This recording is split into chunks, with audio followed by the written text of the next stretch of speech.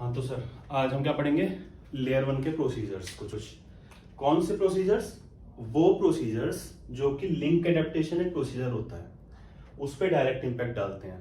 ठीक है, अब since we are layer two, तो हम ये क्यों पढ़ रहे हैं? तो उसका एक रीजन ये है कि लिंक एडेप्टेशन जो है ये एक ऐसा प्रोसीजर है जो कि कंट्रोल्ड होता है bye Mac.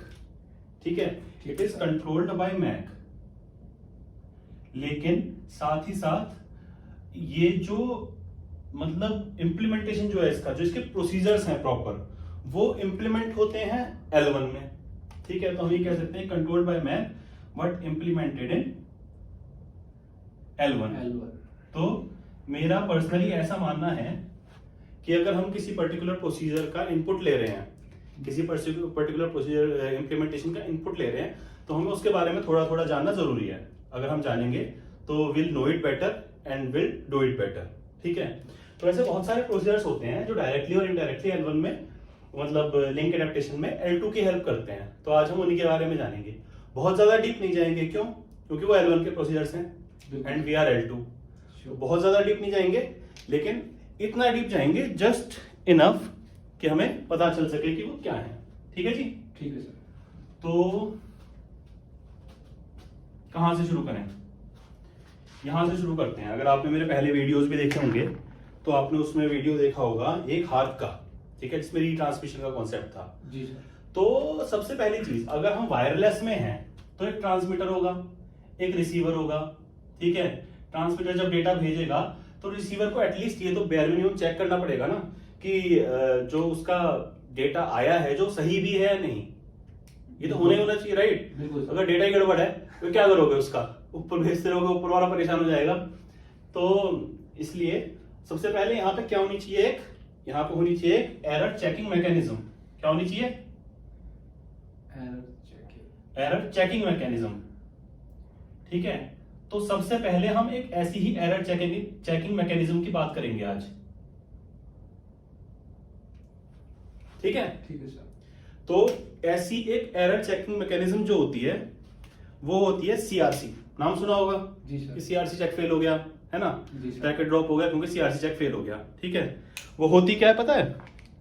Cyclic redundancy check. हाँ, पर वो होती क्या है?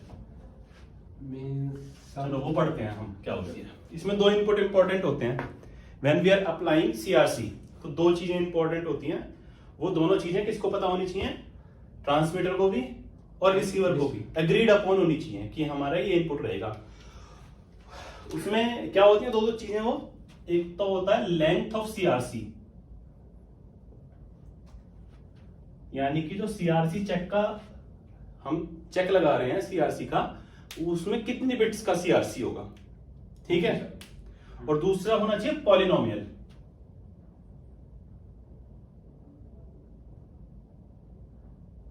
समझ आ रहे हैं यहां तक?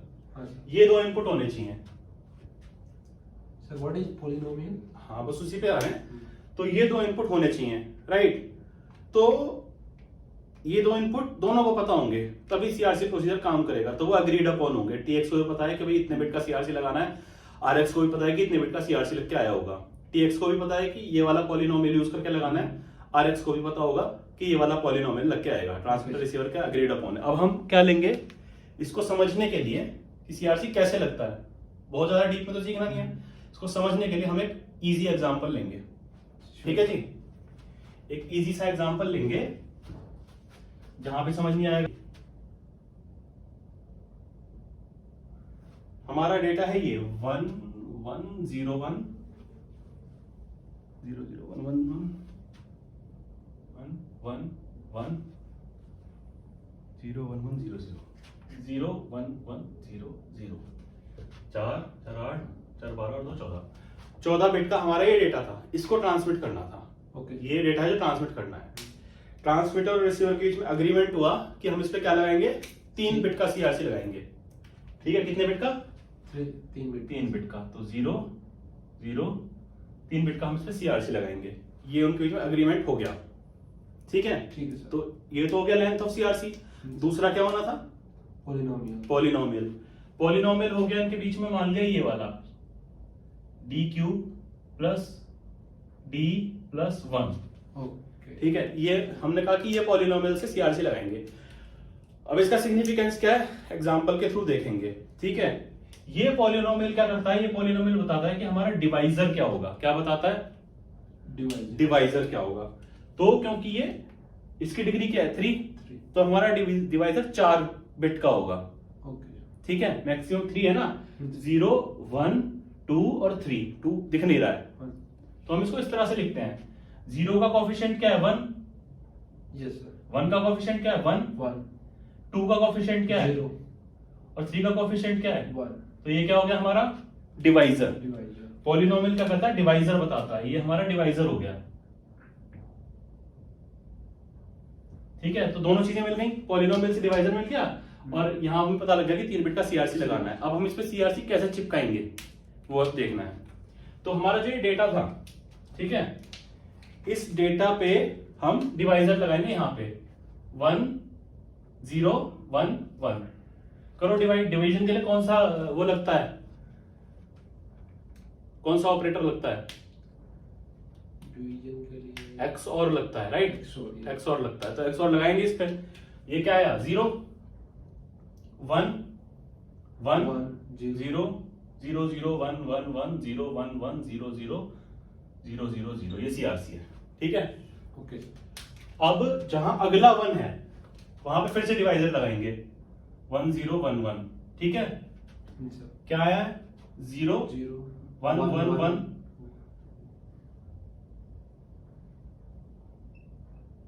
ठीक है, अब जहां अगला 1 है वहां फिर से लगाएंगे। अच्छा, ये 0 भी तो था एक,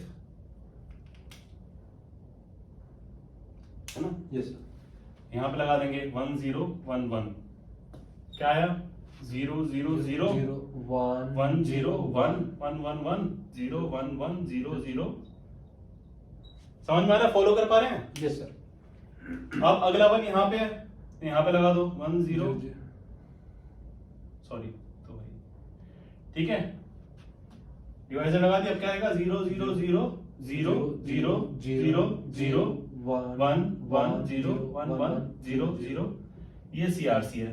यस ठीक है, उसका अगला 1 कहाँ है, यहाँ पे, यस सर, तो डिवाइजर यहाँ लगेगा 1 0 1 1। क्या आया 0 0 0 0 0 0 0 0 1 1 0 1 0 0 0 0 0। यस सर, इजी लग रहा है अभी तक, यस सर, इजी है। फिर यहाँ पे आ जाएगा डिवाइजर 1 0 1 1। ठीक है,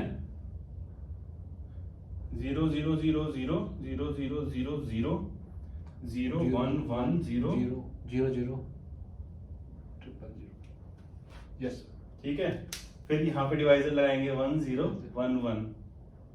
ठीक है, तो ये एज इट इज रहेगा, सर, ये एज इट इज रहेगा, ये बना 0 0 1 1 1 0 0 0 0। ठीक है, यस सर, ऐसे ही हम फिर यहाँ पे लगाएंगे 1 0 1 1। ठीक है, तो ये क्या बनेगा, ये तो एज इट इज आ जाएगा, यस सर, ये भी एज इट इज आ जाएगा, ये दो जीरोस एज इट इज आ जाएंगे। सॉरी गड़बड़ हो गई,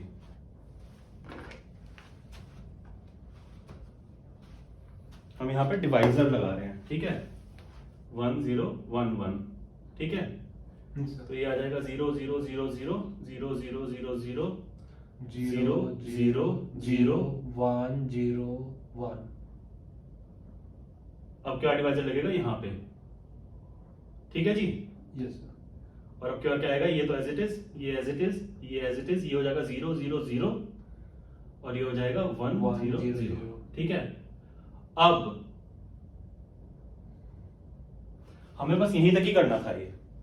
ठीक है, यहीं तक करके हमें क्या मिला, हमें ये मिला कि सीआर जब डेटा पार्ट 0 हो गया ना, यस सर, ये पार्टीशन जो मैं यहां बनाता चला आ रहा हूं वो इसी स्टेप के लिए बना रहा था। जब ये वाला भाग 0 हो गया डेटा वाला, तो जो बचा वो हमारा सीआरसी कोड है। तो हमारा सीआरसी कोड क्या है 1 0 0 1 0 0। यहां तक क्लियर है, यस सर, हटा दूं, श्योर सर, ठीक है। तो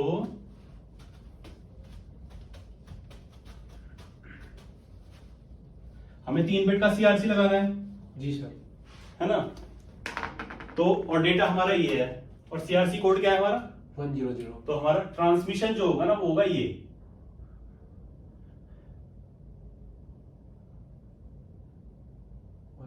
100 ये तो डेटा था, यस सर। और ये हो गया तुम्हारा सीआरसी चेक। ठीक है जी, यहां तक समझ आ रहा है। जी सर। ये एक्चुअल डेटा है जो ट्रांसमिट होगा। ठीक है, अब अगर कोई गड़बड़ नहीं होती है तो रिसीवर के पास क्या पहुंचेगा, सेम डेटा।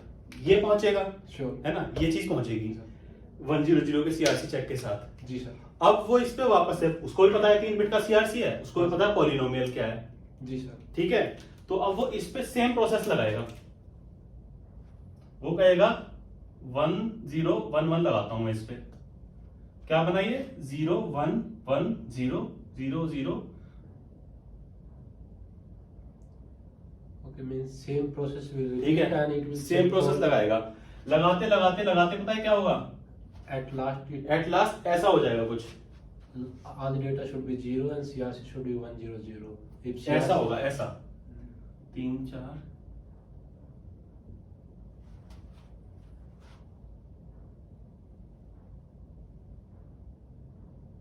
करते चले जाओगे ना तो ये प्रोसेस आएगी, जब आप जाके करोगे दोबारा से उस पर, जब यहाँ पे डिवीजर लगेगा, डिवाइजर क्या बनता है 0 0 0 0 0 0 0 0 0 0, ये भी 0 1 0 1 1 0 0। ठीक है, सर।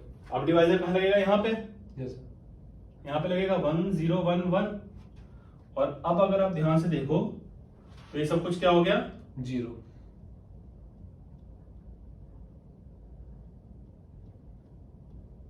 सब 0 हो गया, हर चीज 0 हो गई है। तो that is how ideally it should happen. ठीक है, अब यानी कि यहाँ पे सीआरसी चेक पास हो गया। अगर डेटा में कोई गड़बड़ हो जाती, ठीक है, तो ये कंप्लीटली डिवाइड नहीं होता, यहाँ पे कोई ना कोई रिमाइंडर बच जाता। श्योर। तो उस केस में होता है कि सीआरसी चेक फेल हो गया। तो सीआरसी इस तरह से काम करता है। ठीक है, एक पॉलिनोमियल होगा जिससे डिवाइजर मिलेगा और नंबर ऑफ बिट्स इधर से हम लगा के भेजेंगे, उधर से वो सेम प्रोसेस लगा करके देखेगा, अगर ये 0 हो जाता है कंप्लीटली डिवाइड होके तो ठीक है CRC check pass, otherwise CRC check fail. और अगर सीआरसी चेक फेल हो गया तो क्या होगा, रीट्रांसमिशन होगा। ठीक है, हाल रीट्रांसमिशन ट्रिगर हो जाएगा। सर। यहां तक समझ में आया। जी सर। ठीक है, प्योर L1 का प्रोसीजर है, लेकिन एक बार अगर अंडरस्टैंडिंग अच्छी बन जाती है तो ये पता चल जाता है कि सीआरसी एक्चुअली होता क्या है। हाँ सर। ठीक है, पहले तो ये नहीं पता होता था कि सीआरसी कोई अलग से कोड है या क्या है। ठीक है, देखा जाए तो अलग से कोड है, लेकिन अलग से नहीं है, अटैच अलग से कर रहे हैं, लेकिन वो डेटा पे ही डिसाइड हो रहा है, डेटा पे ही कैलकुलेशन लग के इन द एंड वो कोड डिसाइड हो रहा है। जी सर। यहां तक सही। अब हम बात करेंगे एक और L1 प्रोसीजर की, जिसको बोलते हैं FEC। क्या बोलते हैं, फॉरवर्ड एरर करेक्शन मैकेनिज्म। बिल्कुल, फॉरवर्ड एरर करेक्शन। ठीक है सर, ये जो इसकी लेंथ है सीआरसी की और पॉलिनोमियल, किस मैसेज में ये एग्रीड अपॉन होते हैं? ये स्पेसिफिकेशन बेस्ड एग्रीड होगी। ठीक है, कि कौन सा ट्रांसपोर्ट चैनल कितने बिट का सीआरसी लगाएगा। जब आप L1 के पढ़ोगे ना 212 213 214 जी सर। 211, उनमें होती है इंफॉर्मेशन कि किस ट्रांसपोर्ट चैनल पे, ये ट्रांसपोर्ट चैनल बेस्ड होती हैं चीजें। जी। जैसा कि मैंने एक बार शायद हमारे पर्सनल डिस्कशन में मैंने एक बार बताया भी था कि transport channels decide how the data will be flowing. ठीक है, logical, transport, physical, what, how, where, है ना। जी सर। तो वो हाउ जो है उसका एक पार्ट ये भी है, कौन सा ट्रांसपोर्ट चैनल है तो उस पर कितने बिट का सीआरसी लगेगा वगैरह वगैरह। That for every transport block that is fixed means the CRC and the मतलब- polynomial is हाँ, वो मुझे भी इतना डीपली नहीं पता, होते ही होंगे। ठीक है, ठीक है सर। फिर अब बात करते हैं FEC की। बड़ा ही इंपॉर्टेंट प्रोसीजर है, ना केवल लेयर 1 के पर्पज से बल्कि लेयर 2 के पर्पज से भी। ठीक है, बहुत से लोग इस चीज को समझते नहीं है, बट ये लेयर 2 में भी बहुत ज्यादा इंपॉर्टेंट होता है। इसका एक नाम और होता है चैनल कोडिंग। ठीक है, चैनल कोडिंग क्यों इसको बोलते हैं, क्योंकि इसमें चैनल को कोड किया जाता है। ठीक है, अब क्या होता है कि हमारा जो मीडियम ऑफ ट्रांसमिशन है वायर्ड तो है नहीं। जी सर। ठीक है, ऑप्टिकल फाइबर भी नहीं है, हमारा ट्रांसमिशन मोड है क्या है, wireless.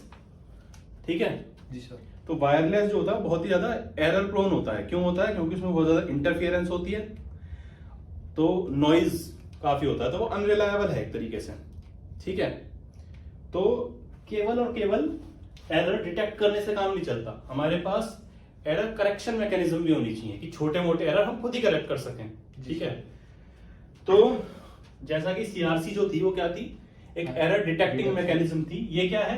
Error correction mechanism. Exactly, ये है एरर करेक्शन मैकेनिज्म।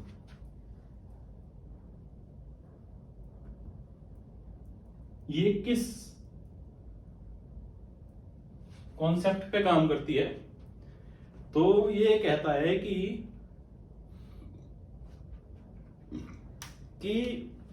रिट्रांसमिशन के बिना अगर एरर फिक्स किए जा सकते हैं तो कर लिए जाएं, क्योंकि रिट्रांसमिशन से एक तो रिसोर्स ज्यादा यूज हो रहे हैं, एक ही डाटा बार बार भेजना पड़ रहा है जी। सेकेंडली लेटेंसी आ रही है जी। ठीक है, तो इस प्रिंसिपल पे, सिद्धांत पे ये काम करता है। और ये सिद्धांत इसका ये है कि हम इसमें रिडंडेंसी इंट्रोड्यूस करते हैं। क्या इंट्रोड्यूस करते हैं? रिडंडेंसी। रिडंडेंसी का मतलब क्या होता है? Data that duplicacy. ठीक है, ड्यूप्लीकेसी, एक्स्ट्रा चीज डालते हैं उसमें कुछ। डेटा तो ये जाना था, इसमें ये हमने अलग से डाल दिया। ठीक है, ये क्या करेगा? एरर करेक्शन में हेल्प करेगा आगे जाकर के। ठीक है, यूजुअली हम क्या यूज करते हैं? चैनल कोडिंग यूज करते हैं। ठीक है, दो तरह की हो सकती है ये, एक होती है ब्लॉक कोडिंग, एक होती है कॉन्वोल्यूशन कोडिंग। जी सर। ठीक है, ये सब सुनने को कम मिलेंगे लेयर 2 एंड अबव। तो जब हम रिडंडेंसी इंट्रोड्यूस करते हैं तो एक तरीके की रिडंडेंसी तो ये हो सकती है कि हमने डेटा के एंड में सब कुछ इकट्ठा कर दिया। जी सर। वो हेल्प करेगा, उस पर हम अपनी वो लगाएंगे, क्या कहते हैं, प्रोसेसेस लगाएंगे, बिटर वीडियो कोडिंग वगैरह जो भी है, वो हेल्प करेगा इसको सही डिकोड करने में। जी सर। एक हो सकता है कि हमने डेटा के एंड में नहीं, ब्लॉक कोडिंग नहीं की, ये होता है ब्लॉक कोडिंग। हमने कॉन्वोल्यूशनली कोड किया, हमने बड़ा सा पैकेट बना लिया, डेटा तो यही था, इसका हमने ये बना लिया बीच बीच में ऐड करके, कहीं कहीं डेटा बिट्स इंट्रोड्यूस करके, तो वो हेल्प करता है एरर करेक्शन में। ठीक है, एक एरर करेक्शन का बहुत ही मतलब अल्ट्रा बेसिक एग्जांपल अगर मैं दूं, केवमैन एग्जांपल, तो वो ये है कि अगर मान लिया लिंक खराब है, हमें लग रहा है कि लिंक बार बार खराब हो रहा है, ब्लॉक्स जो है वो गड़बड़ होते हैं बीच में, हमें डेटा भेजना था 101। एक एक बिट कभी भी बिगड़ सकती है जी। लेकिन अगर हम इसी को ऐसे भेजते हैं 101 101 101 101 101 5 बार भेज दिया एक ही डेटा। जी सर। अब मान लो कि ये वाला ब्लॉक खराब हुआ, ये 4 बिट्स खराब हो गई। ठीक है, जी सर। तो हमें पता है कि इस बिट के लिए ये बिट यहाँ पे भी गई थी, यहाँ पे भी गई थी, यहाँ पे भी गई थी, यहाँ पे भी गई थी और यहाँ पे भी गई थी। 2 जगह खराब हुई, 3 जगह तो फिर भी ठीक है। जी सर। तो मेजोरिटी वोट ले लिया, हर बिट के लिए मेजोरिटी वोट ले लिया। ये वाली बिट यहाँ पे खराब हुई लेकिन 1 2 3 4 जगह तो ठीक गई। जी सर। तो रिडंडेंसी का एक फायदा हो गया ना। जी सर। ये तो बहुत अल्ट्रा बेसिक एग्जांपल है, just to make you understand. Coding schemes जो होती हैं काफी कॉम्प्लिकेटेड तरीके से काम करती हैं compare to this of course, और ना बहुत हैवीली वो होती हैं। ठीक है, मतलब कॉम्प्लिकेटेड और बहुत ही तरीके से इंप्लीमेंट होती हैं, राइट। तो अब इसमें से हमारे मतलब का कॉन्सेप्ट क्या निकल के आता है? समझ में आया? ब्लॉक कोडिंग क्या थी, कॉन्वोल्यूशन कोडिंग क्या थी, रिडंडेंसी क्यों कर रहे हैं, और किस तरीके से, किस प्रिंसिपल से हम लोग एरर करेक्शन करेंगे। बेसिक लेवल पे समझ आ रहा है? जी सर। ठीक है, तो ये हमारे किस काम की है? ये हमारे इस काम की है कि लिंक, देखो हमेशा जरूरी थोड़ी है कि हम, रिडंडेंसी ओवरहेड है, बिल्कुल सर। रिडंडेंसी एक ओवरहेड है। ठीक है, वो यूजफुल डेटा नहीं था हमारा, वो डेटा को पहुंचाने में यूजफुल है, बट वो डेटा नहीं है अपने आप में। तो रिडंडेंसी को जब हम इंट्रोड्यूस करते हैं तो किस बात का सेंस बनता है? ज्यादा रिडंडेंसी डालें या कम रिडंडेंसी डालें? That should be bare enough to correct our code. ज्यादा डालें या कम डालें, किस चीज का सेंस बनता है? ज्यादा डालेंगे तो ओवरहेड है ना वो, कम किस चीज का सेंस बनता है? कि ना ही ज्यादा ना ही कम। कम डालने का सेंस बनता है, Minimum. बेसिकली डालने का ही सेंस नहीं बनता। हाँ। ठीक है, तो बात सही भी है, कोडिंग स्कीम में ज्यादा रिडंडेंसी डालने का कोई मतलब ही नहीं होता, ओवरहेड है। बिल्कुल। डालने को आप कितनी भी डाल लो, एक बिट के ऊपर 50 बिट्स की रिडंडेंसी डाल लो सिक्योर करने के लिए। ठीक है, तो इसलिए रिडंडेंसी को फिक्स नहीं किया जा सकता, कितनी रिडंडेंसी डालनी है। बात समझ में आ रही है। हो सकता है कि लिंक बहुत अच्छा बिहेव कर रहा है, लिंक की हेल्थ को हम मॉनिटर करते रहते हैं, और अगर लिंक बहुत अच्छा बिहेव कर रहा है तो रिडंडेंसी क्या होनी चाहिए, कम होनी चाहिए। बिल्कुल सर। लेकिन अगर लिंक की जो हेल्थ है वो गड़बड़ हो रही है तो हमें डेटा को ज्यादा सिक्योर करना पड़ेगा, नहीं तो बार बार रिट्रांसमिशन होंगे। तो रिडंडेंसी भी अपने आप में फिक्स नहीं है। हाँ सर। तो हमारे पास एक ऐसी मैकेनिज्म होनी चाहिए ना कि क्या रिडंडेंसी डालनी है, वो कहां कंट्रोल होगी, वो हम कंट्रोल करते हैं 5G में मैक के अंदर। और रिडंडेंसी कितनी करनी है और कितनी नहीं करनी है, इस चीज को हम इंडिकेट करते हैं with something that we call coding scheme. ठीक है। और इसकी डिफरेंट डिफरेंट एफिशिएंसीज भी होती हैं। हो सकता है किसी कोडिंग स्कीम की एफिशिएंसी 0.773 और किसी की 1 पॉइंट समथिंग समथिंग, कि मतलब कितना डेटा जा रहा है कंपेयर टू रिडंडेंसी। ठीक है। तो अगर लिंक खराब चल रहा है तो डेटा कम, रिडंडेंसी ज्यादा हो जाएगी। ठीक है, रिडंडेंसी हैवी हो जाएगी। और अगर लिंक अच्छा चल रहा है तो ग्रेजुअली हम बढ़ाते बढ़ाते इसको कोडिंग स्कीम को ऐसा कर देंगे कि डेटा ज्यादा से ज्यादा जाए और सिक्योरिटी की जरूरत कम पड़ेगी। Maximum it can reach up to 1 वगैरह, वो तो स्टैक पढ़ लेना, इतना कौन याद रखता है। ठीक है। मींस इसका एडवेंट कहां से हुआ था, इसकी मैं थोड़ी सी हिस्ट्री बता देता हूं कोडिंग स्कीम का। भाई एरर करेक्शन तो हमेशा से ही चला आ रहा है सर। तो पहले जीएसएम में जब कॉल होती थी ना, तो जीएसएम में एक कॉल होती थी, बस कॉल होती थी। ठीक है। और उसका फिक्स्ड कोडेक होता था, कोडेक बोलते थे उस टाइम पे इसको। फिक्स्ड कोडेक होता था कि ये इतना स्पीच जाएगा, इतना उसमें कन्वोल्यूशन कोड का पैरिटी बिट्स जाएगा। ठीक है। उसके बाद वो कम पढ़ने लगा तो एक नई कॉल आई, हाफ रेट कॉल।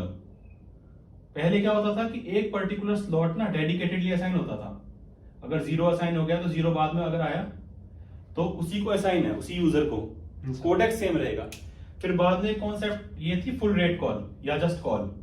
फिर बाद में एक आई थी हाफ रेट कॉल, जब ट्रैफिक ज्यादा बढ़ने लगा तो उसमें होता था कि अल्टरनेटिवली असाइन होता था। 0 यहाँ पे यूजर 1 के पास है, यहाँ पे यूजर 2 के पास है, और फिर यहाँ पे वापस से यूजर 1 के पास है। ओके। कोडेक सेम था। ठीक है।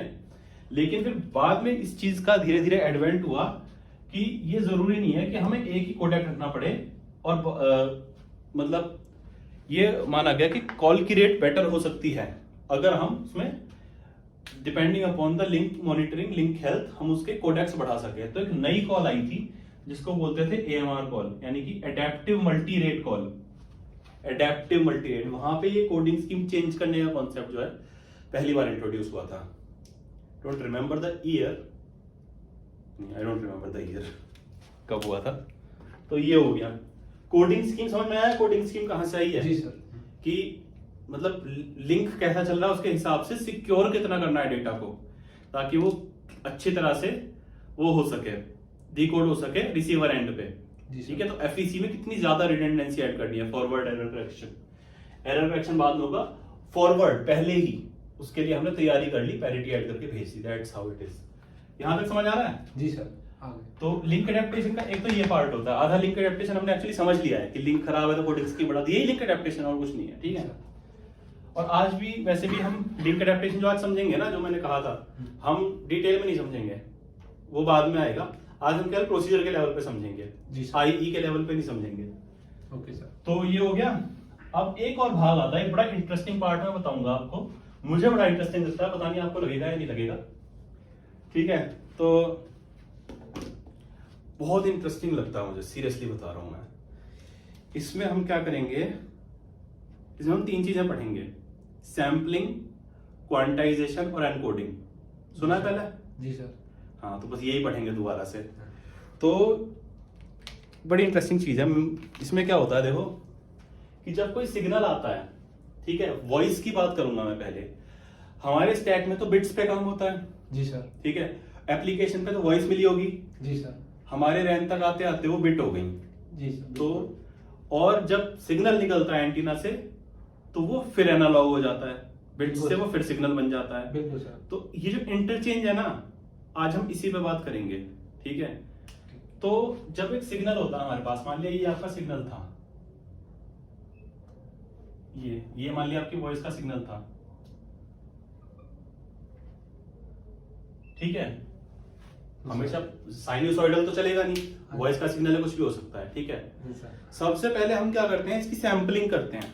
सैंपलिंग का क्या मतलब होता है, कितनी मतलब उसका सैंपल इकट्ठा करना, कितने कितने फ्रीक्वेंसी, उसके बाद टाइम सॉरी, ठीक है।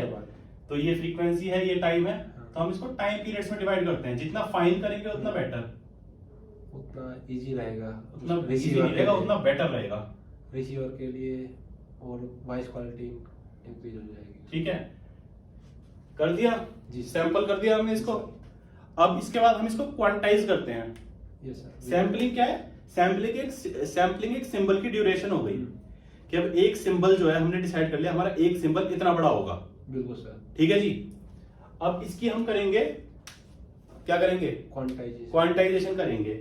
मान लिया हमारे पास वोल्टेज के दो लेवल्स थे, एक ये लेवल है, एक ये लेवल है जी सर। इस पे हमें इसको क्वांटाइज करना है। क्वांटाइज करने के बहुत सारे मेथड हो सकते हैं। एक मेथड मैं बताता हूं, फॉर एग्जांपल कि अगर सिग्नल उठ रहा है तो ऊपर वाला लेवल, और अगर गिर रहा है तो नीचे वाला लेवल। तो ये पीरियड क्या हुआ, यहां आ गया, हाँ सर। ये वाला पीरियड भी यहां आ गया, हाँ सर। तीसरा भी यहां आ गया, चौथा भी यहां आ गया, पांचवा ये हो गया सर। ठीक है, गिरा है ना इसमें, सर। छठे में और सातवें में भी गिरता रहा, ठीक है। और फिर आठवें में देखो ऊपर उठाया, नौवें और 10वें में भी ऊपर उठाया, 8 9 10। तो मेरा ये सिग्नल क्या बन गया, 1 1 1 1 0 0 0 1 1 1 एटसेट्रा। ठीक है, तो इस तरह से हम कन्वर्ट करते हैं एनालॉग सिग्नल को बिट्स में, एंड वाइस वर्सा। ठीक है, जैसे यहां पे क्या होगा वैसे ही दोबारा भी करेंगे। बिल्कुल सर। ठीक है, सिंबल को उतना उठाएंगे, उसी तरह से सिग्नल रीजनरेट होगा। बात समझ में आ रही है यहां तक? जी सर। अब मैं इसमें एक नया कॉन्सेप्ट लेके आता हूं। सपोज मेरा सैंपलिंग पीरियड तो यही था सर, ठीक है, लेकिन मेरे पास लेवल्स जो थे वोल्टेज के वो 4 थे। ठीक है, ये और ये सर। अब मैं एक साथ इस बिट का लेवल, अब मैं इसको भी ना और रिफाइन कर सकता हूं। अब मेरे को केवल ये नहीं है कि ऊपर नीचे, मैं यहां पे भी लेवल डिसाइड कर सकता हूं कि अगर ये सिग्नल इसके ज्यादा पास था, इतने में इसकी एवरेज अगर इतनी थी, इसके ऊपर थी तो 1, इसके नीचे थी तो 0। ठीक है, ज्यादा फाइन कर सकते हैं। सिमिलरली इसका भी कर सकते हैं हम ज्यादा फाइन कि 1 या 0। जी सर। तो अब क्वांटाइजेशन तो यही हो गया सर। ठीक है। तो जब हम एनकोड करने जाएंगे, सिंबल की ड्यूरेशन यही है। ठीक है सर।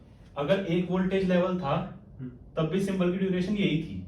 जी सर। लेकिन उसमें उसका लेवल कितने थे, 2 थे। 2 थे। 2 लेवल का क्या मतलब है, कितनी बिट्स कोड हो सकती हैं, मैक्सिमम 2, या तो 0 होगी या 1 होगी।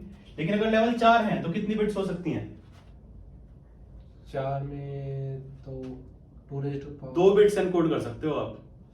कैसे, 0 0 भी हो सकती है, 0 1 1 0 1 1। 4 लेवल हो गए ना, 1 2 3 4। भाई यहाँ है तो 0 0, यहाँ है तो 0 1। कौन सा ज्यादा फायदेमंद है, दैट मींस 4 लेवल्स। ये ज्यादा फायदेमंद है। तो और ज्यादा कर देने चाहिए, 8 कर देने चाहिए, 16 कर सकते हैं, 32 64 बहुत सारे लेवल कर सकते हैं, है ना। जी सर। प्रॉब्लम क्या है, जब भी कुछ अच्छा होने लगे तो हमेशा सोचो कि प्रॉब्लम क्या है, कहीं ना कहीं तो कुछ ना कुछ प्रॉब्लम है। केवल अच्छा तो होता नहीं दुनिया में, है ना। तो प्रॉब्लम ये है कि पुराने जमाने में एक ही लेवल होता था। जितनी भी पुराने जमाने की मॉड्यूलेशन स्कीम्स आप देखो ना, 2 ही लेवल होते थे, या तो ये होता था या ये होता था। जी सर। बीच का थ्योरेटिकली एग्जिस्ट करते हैं बिल्कुल, लेकिन होते नहीं थे। क्यों नहीं होते थे, क्योंकि इतने फाइन इंस्ट्रूमेंट्स नहीं थे हमारे जो इस और इस वोल्टेज लेवल को डिफरेंशिएट कर पाए। हार्डवेयर टेक्नोलॉजी अवेलेबल नहीं थी, पहली चीज। दूसरी चीज, ये ज्यादा एरर प्रोन होते हैं। ठीक है, तो इसलिए हार्डवेयर का रोल और ज्यादा बढ़ जाता है। ये लेवल हल्का सा गिरा, पता नहीं चल पाएगा कि यहाँ है या यहाँ है। उस समय ऐसी दिक्कतें थी। अब क्या है कि अगर सिग्नल अच्छा है तो हम डिफरेंशिएट कर पाएंगे। पहले अच्छे सिग्नल में भी नहीं कर सकते थे। अब कर पाते हैं, we have that technology now, ठीक है। तो अगेन अगर लिंक अच्छा चल रहा है तो क्या करेंगे, बढ़ा देंगे लेवल्स, बिल्कुल सर। ठीक है। मॉड्यूलेशन ऐसा रखेंगे कि एक सिंबल पे 2-2 बिट चली जाएं, बिल्कुल सर, या 4-4 बिट चली जाएं। जरूर। तो आपने क्वाम पढ़ा होगा, ठीक है, क्वाम यही होता है, ठीक है। यस क्यूपीएस के भी यही होता है। क्यूपीएस के में क्या होता है कि 2 बिट जाती है एक सिंबल पे, यस सर। 16 क्वाम में 4 बिट्स जाती है एक सिंबल पे, और 64 क्वाम में 6 बिट्स जाती हैं, और NR5G में 256 क्वाम भी इंट्रोड्यूस हो गया है, 8 बिट्स एक ही सिंबल पे चली जाती हैं। जी सर। आई बात समझ में? तो Yes, sir. उसका एडवेंट कहां से हुआ? उसका एडवेंट इस पूरी प्रोसेस से हुआ है कि जब हम सैंपलिंग के बाद क्वांटाइज करते हैं ना, सैंपलिंग आपका सिंबल इंटरवल हो गया, जी सर। उसका जब आप क्वांटाइज करने जाओगे तो आप एक सिंबल पे मल्टीपल बिट्स भी क्वांटाइज कर सकते हो, कम बिट्स भी एनकोड कर सकते हो, ठीक है। बिल्कुल सर। आई बात समझ में? Yeah. लेकिन वो किस चीज पे डिपेंड करेगा कि लिंक कितना अच्छा चल रहा है। हाँ सर। अदरवाइज क्या होगा कि ये आपस में इंटरमिक्स हो जाएंगे लेवल्स, हम्म। और इसको क्या बोलते हैं, इंटर सिंबल इंटरफेरेंस हो जाएगी। आई बात समझ में? हाँ सर। तो ये दिक्कतें होती हैं। तो अब मैं ब्रॉड लेवल पे मैंने आपको क्या क्या बताया।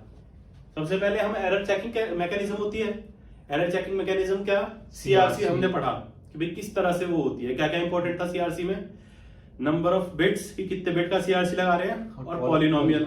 फिर प्रोसेस देखा हमने। जी सर। उसके बाद हमने देखा कि एरर डिटेक्शन ही काफी नहीं है, एरर करेक्शन भी हम इंप्लीमेंट करते हैं। एरर करेक्शन के लिए हमने पढ़ा एफईसी। एफईसी हमने बहुत सारी चीजें देखी कि भाई सबसे जो बेसिक सिद्धांत है वो तो ये है कि हम रिडंडेंसी इंट्रोड्यूस करते हैं। एक बेसिक मेजॉरिटी वोटिंग एग्जांपल हमने देखा, लेकिन हम वो इम्प्लीमेंट नहीं करते। इम्प्लीमेंट हम बेटर टेक्निक्स करते हैं। तो बहुत सारी टेक्निक्स होती हैं, ब्लॉक कोडिंग कर सकते हैं, कॉन्वोल्यूशन कोडिंग कर सकते हैं। हम कॉन्वोल्यूशन करते हैं टेलीकॉम में मोस्टली। मैंने जीएसएम में भी और एलटीई में भी और इसमें सब में कॉन्वोल्यूशन ही देखी है, ब्लॉक कोडिंग मैंने तो नहीं देखी, मे भी हो सकता है किसी यूज केस में होती हो। तो उसके बाद हमने पढ़ा कि जब हम कॉन्वोल्यूशन कोडिंग कर देते हैं तो वो दूसरे एंड पे डिकोड होता है, बिल्कुल सर। ठीक है। तो उसके बाद हमने ये देखा कि भाई कॉन्वोल्यूशन कोडिंग भी हम रिजिडली नहीं करते।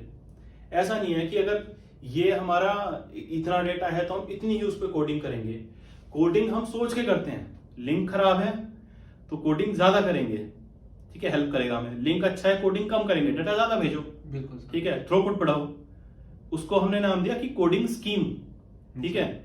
फिर हमने देखा कि एक और चीज से हम डेटा की रेट बढ़ा सकते हैं, वो है मॉड्यूलेशन स्कीम, कि एक सिंबल पे हम कितनी बिट्स मॉड्यूलेट कर रहे हैं, ठीक है। वो हमने पढ़ा कि भाई वो भी लिंक पे डिपेंडेंट है। अगर हम लेवल्स बढ़ाते हैं तो उसमें इंटरफेरेंस होने के, आपस में ही सिंबल्स के इंटरफेरेंस होने के चांसेस बहुत बढ़ जाते हैं, उनको सेपरेट आउट कर पाना मुश्किल हो जाएगा। तो अगेन मॉड्यूलेशन भी एक तरह से लिंक एडेप्टेशन का पार्ट हो गया। इसी को लिंक एडेप्टेशन इसलिए कहते हैं क्योंकि हम अपनी प्रोसेस जो है डेटा भेजने की, उसके लिए हम क्या सिक्योरिटी की कोडिंग स्कीम यूज करेंगे और क्या मॉड्यूलेशन यूज करेंगे, वो लिंक के हिसाब से अडेप्ट करते हैं। हम रिजिड नहीं है। हमने ये नहीं बोला कि ये मॉड्यूलेशन और ये कोडिंग स्कीम, हमने कहा लिंक जैसा चलेगा हम वैसा अडेप्ट कर लेंगे।